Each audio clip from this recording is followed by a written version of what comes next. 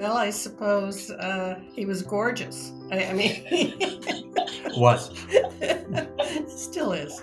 And he had on a red checker shirt and white carpenter pants, which were all the rage at the time. And they really suited him. And he had a big head of dark curly hair and a mustache, I think. And I remember the first time I saw her was in a journal club.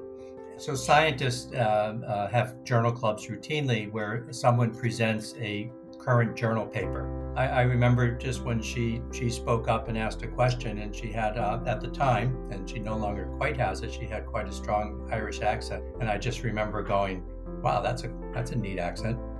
Margot is a outspoken and very, very smart scientist. So, I mean, I was just impressed with her.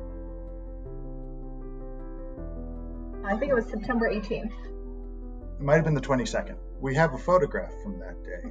We were at the Russian culture event, and they had a welcome pancake dinner for the freshmen. We were sitting down, there was kind of a group of us talking. You know, I think it was relatively unremarkable, and then Brendan stood up and I noticed that he's very tall. He's about a foot taller than I am, just to put it in perspective. I said to him, I'm going to go to Algonquin.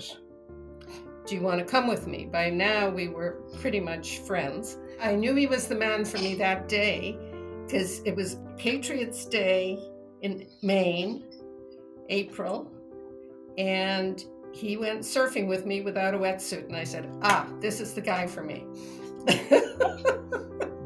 We've never done it since. And he's never done it since.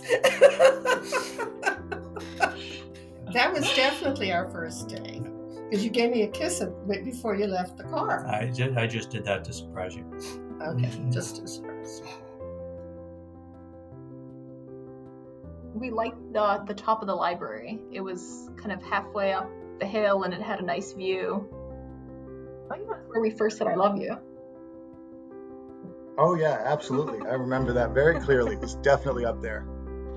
Definitely in that spot.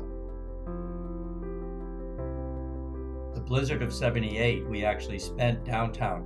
We slept in the lab because if the power went out, the minus 80 freezers, the ones that they keep the COVID vaccines in, those deep freezes, we would have had to have gotten important reagents into dry ice. So we actually slept there to sort of mine things, and we were there for a couple of days actually before we actually walked home to Brookline. So. And it always grates on me because we were there minding everybody's freezers, but the hospital cafeteria was only feeding essential workers. So. And we weren't essential workers. Oh, we weren't hospital employees. So we did find a pizza shop that was giving out something, I guess. Well, we got the last pizza is what we got. Yeah.